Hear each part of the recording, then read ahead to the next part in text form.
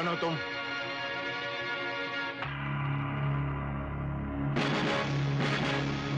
मेरे बंगले में सुअर को आने की इजाजत बिल्कुल नहीं है। फिर तुम्हारी यहाँ आने की हिम्मत कैसे हुई? अरे अरे ये क्या साले साहब, ऐसी बातें नहीं किया करते। आखिर में तुम्हारा रिश्तेदार हूँ। हमारा रिश्ता तो उसी दिन खत्म हो गया था जिस दिन मेरी बहन ने तुम्हारी बदचलनी और अय्याशियों से तंग आकर अपनी जान दे दी थी। अरे भाई, तुम्हारी बहन ने अपनी जान दे दी थी तो इसमें उसकी गलती थी। मतलब मेरा क्या कसूर था? मैं तो चाहता था कि वो हमेशा जिंदा रहे, क्योंकि मेरे लिए तो वो सोने का अंडा देने वाली एक मुर्गी। और फिर तुम ये तो जानते हो कि मैंने हर जानवर से कुछ ना कुछ सीखा है। सांप से मैंने ये सीखा है, जो मुझे दूध पिलाता है उसी को मैं डस लेता हूँ। लेकिन कुत्तों से तुमने वफादारी नहीं सीखी। अगर वो सीख लेता तो मैं इंसान नहीं बन जाता। पिताजी ने भूल की थी, जो तुम्हें एक शरीफ इंसान समझकर आश्रम से उठाया और पूरे समाज में तुम्हें इज्जत देने के लिए अपनी दौलत के साथ साथ अपनी बेटी का मुकद्दर भी तुम्हारे हाथों सौंप दिया। लेकिन ये कभी नहीं सोचा कि तुम एक लावारिस हो। हाँ तो साहिबान, सुमन नगर की इस नीलामी में आए हुए आप सभी लोगों का स्वागत है। जैसा कि आप जानते हैं कि सुमन नगर इस शहर का दिल है। हाँ तो नीलामी शुरू होती है और शुरू होगी 5 लाख से। 5 लाख, 10 लाख, 10 लाख, 12 लाख, 12 लाख। बोलिए साहिबान, 20 लाख। वाह साहब, 20 लाख, क्या बात है। बोलिए 20 लाख। सेठ जगतपाल जी, अब आपकी बारी है। 25 लाख, 25 लाख, 25 लाख। हाँ साहिबान, 25 लाख। ऐसा मौका फिर ही मिलेगा। 25 लाख। बोले साहिबान, 25 लाख। 25 लाख एक, 25 लाख दो।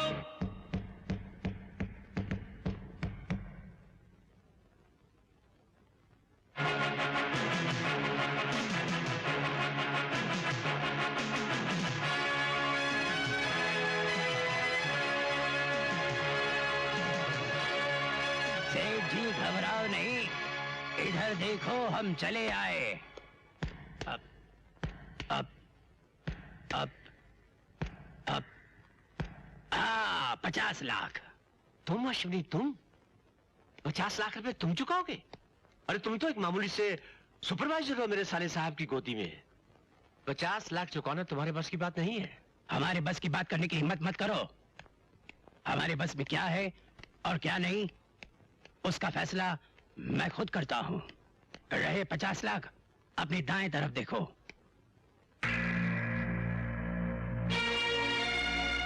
शोभराज, तुम और तुम्हारा सेठ सुमन नगर खरीद कर वहां न जाने क्या क्या धंधे शुरू करवाना चाहते थे। वहां मेरी गोदी में काम करने वाले मजदूर बसते हैं।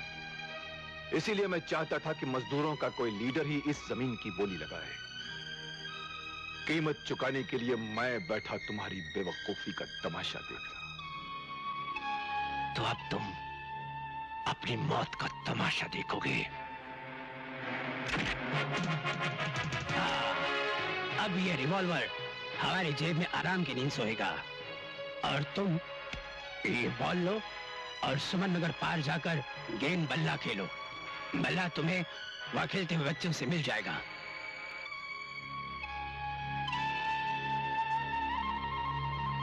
तुम तो जानते हो मैंने हर जानवर से कुछ ना कुछ सीखा है। भेड़िए से मैंने एक आदत सीखी है, वो हमेशा अपने शिकार की खात में रहता है और मौका देखकर उस पर हमला कर देता है। मुझे भी ऐसे ही मौके का इंतजार रहेगा। तुम्हारे इंतजार का मेरे पास एक ही जवाब है। आइए सेठ जी।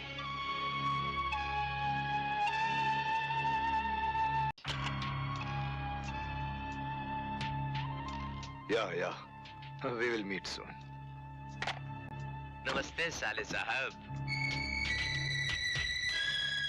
जिंदा हो अभी तक?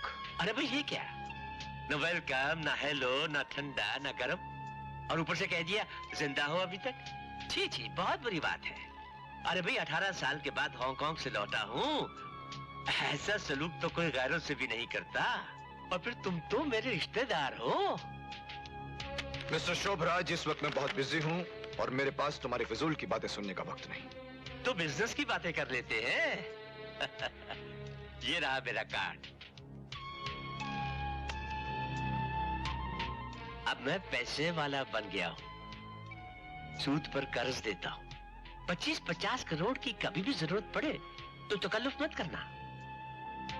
किसका घर उजाड़ा है अपना घर बसाने के लिए? तुम तो जानते हो साले साहब, यार जानवर से मैंने कुछ ना कुछ सीखा है। उल्लू से मैंने एक आदत सीखी है, वो अपना घोंसला कभी नहीं बनाता, दूसरे परिंदों के घोंसलों पर कब्जा कर लेता है। वो क्या है कि एक शादीशुदा औरत को मुझसे मोहब्बत हो गई। एक दिन अचानक उसका पति बेचारा कार एक्सीडेंट में मारा गया। इस हादसे के बाद मैंने उस औरत से शादी कर ली और फिर जो कुछ भी उसका था सब कुछ मेरा हो गया। अरे भाई, आज शाम को क्या कर रहे हो? चलो हमारे साथ, हम तुम्हारा शराब और शबाब से ताल्लुकात करवाते हैं। शोभराज, दरवाजा खुला है, तुम जा सकते हो। ठीक है साले साहब, आपके दरवाजे मेरे जाने के लिए हमेशा खुले रहते हैं, लेकिन मेरे दरवाजे आपके आने के लिए हमेशा खुले रहेंगे। आई से गेट आउट।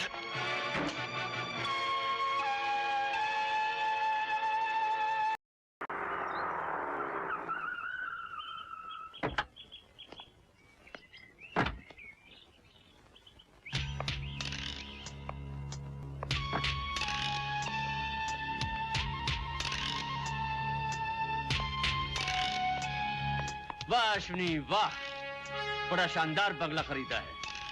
तुम्हारी इस कामयाबी और तरक्की को देखकर जी चाहता है तुम्हें गले से लगाकर मुबारकबाद दूं। अपने गले को दूर ही रखना, गले तो दोस्तों को लगाया जाता है।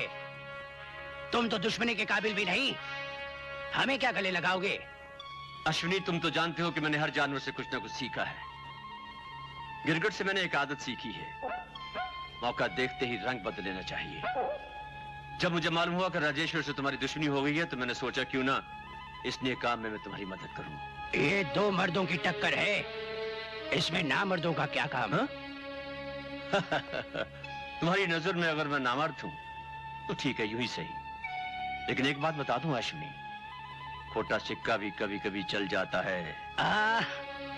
जरूर चल जाता है, लेकिन भूल में। ऐसी ही भूल में मुझे अपना दोस्त बना लो, तुम्हारे काम ही आऊंगा। हम कह चुके हैं कि तुम दुश्मनी के भी काबिल नहीं हो। अश्विनी, लेकिन फिर भी भगवान से मेरी यही प्रार्थना होगी कि तुम राजेश्वर को बेकारी बना दो। बेकारी, वो दर-दर की ठोकरें खाता फिरे और उसकी लाडी बेटी सुमन किसी कोठे पर जाकर लोगों का दिल बहलाती रहे।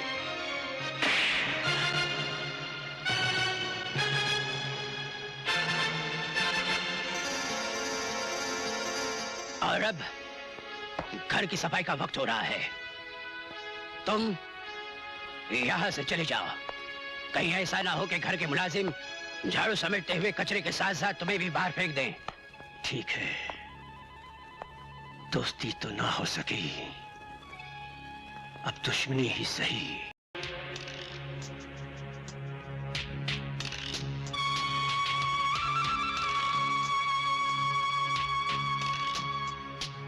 सुना है कि अगर कल तक तुमने लोगों के 80 करोड़ वापस नहीं किए तो सड़क पर आ जाओगे। मेरे जख्मों पर नमक छिड़कने आए हो? नहीं, मरहम लगाने आया हूं। जहर कभी अमृत नहीं बन सकता। मानता हूं, लेकिन जहर से कभी कभी दवा का काम भी लिया जाता है। मतलब? तुम तो जानते हो कि मैंने हर जानवर से कुछ ना कुछ सीखा है। दो मुंह वाले सांप से मैंने एक आदत सीखी है, वो 6 महीने एक मुंह से रेंगता है तो 6 महीने दूसरे मुंह से। मैं एक मुंह से रेंग चुका हूं और दूसरे मुंह से रेंग कर तुम्हें अपना बनाना चाहता हूं। मैं नहीं चाहता कि कल सारे बाजार तुम्हारी प्रॉपर्टी की नीलामी हो, तुम्हारी इज्जत की धज्जियां उड़े, इसलिए मैं तुम्हारी मदद करना चाहता हूं। इस मेहरबानी के पीछे जरूर तुम्हारी कोई चाल है। हाँ है। अश्विनी कुमार की बर्बादी। साले साहब, अपने अपने होते हैं, पराए पराए। हमारा दुश्मन एक है, उसे बर्बाद करने के लिए हम दोनों को एक हो जाना चाहिए। गिले शिकवे भूल जाओ।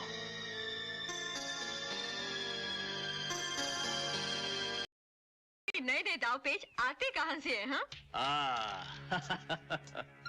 तुम तो जानती हो मेरी जान, मैंने हर जानवर से कुछ ना कुछ सीखा है। मकड़ी से मैंने एक आदत सीखी है, वो अपने शिकार को फांसने के लिए जाल बुनती है। मैंने भी अपने साले से अपनी बेइज्जती का बदला लेने के लिए उसे करोड़ों रुपए के जाल में फांसा है। मैंने उससे ऐसी जमीन के पेपर साइन करवा लिए हैं जिसकी कीमत अरबों है। 2 दिन के बाद मैं उसके दरवाजे पर अपनी रकम वसूल करने के लिए पहुंच जाऊंगा। वो रुपया लौटा नहीं सकेगा और मैं उसी जमीन को बेचकर अरबों अरबों रुपया कमाऊंगा। हाँ।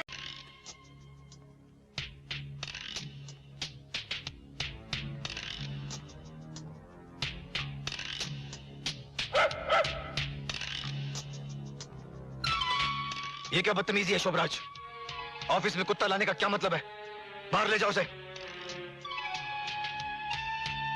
ये कुत्ता तो बाहर चला जाएगा, मगर ये कुत्ता कहां जाएगा? एक जमाने में तुमने मुझे सूअर कहा था, कुत्ता कहा था, धक्के मारकर अपने ऑफिस से बाहर निकाल दिया था। शोभराज को आज तक इतनी इज्जत सिर्फ तुमने ही दी है साले साहेब। और फिर अगर मैं यहां आ सकता हूं तो मेरी बरादरी के लोग यहां क्यों नहीं आ सकते हैं? ओह, तो मुझ पर एहसान करके जलील करने आए हो मुझे यहाँ? बिल्कुल सही समझे। क्योंकि तलवार सिर्फ एक बार कत्ल करती है, लेकिन कमबख्त एहसान बार बार कत्ल करते हैं। जो भी कुछ कहना है साफ साफ कहो और दफा हो जाओ यहाँ से। तो साफ साफ सुनो साले साहेब, जो रुपया आपने मुझसे लिया था वो मुझे अभी चाहिए। क्या बकवास कर रहे हो तुम? तमीज से साले साहेब, तमीज से। अरे भाई, मैं तो वही कह रहा हूं जो इस एग्रीमेंट में लिखा है। इसमें लिखा है कि जब भी मुझे रुपयों की जरूरत होगी तुम्हें उसी वक्त मुझे वापस करने होंगे। हाँ, मुझसे किया हुआ ये धोखा तुम्हें काफी महंगा पड़ेगा शोभराज। सस्ते और महंगे का सौदा तो मैं करूंगा। अगर तुमने मुझे मेरे रुपए नहीं लौटाए तो मैं सुमन नगर को नीलाम करके अपनी रकम वसूल कर लूंगा। शोभराज, तुम्हारी दुश्मनी मुझसे है। जो कुछ भी करना है मेरे साथ करो। सुमन नगर की ओर आंख उठाकर भी मत देखना। हाँ, तुम्हारी यही तड़प तो मैं देखना चाहता था, और आज भगवान ने मेरी मनोकामना पूरी कर दी। तुम तो जानते हो कि मैंने हर जानवर से कुछ ना कुछ सीखा। न्योले से मैंने एक आदत सीखी है, वो सांप को खत्म करने के लिए उसके फन को मजबूती से पकड़ लेता है। बिल्कुल उसी तरह मैंने भी तुम्हें पकड़ लिया है। देखा शोभराज के दिमाग का कमाल। चलता, अब मुलाकात नीलामी में होगी। हाँ, बाय बाय।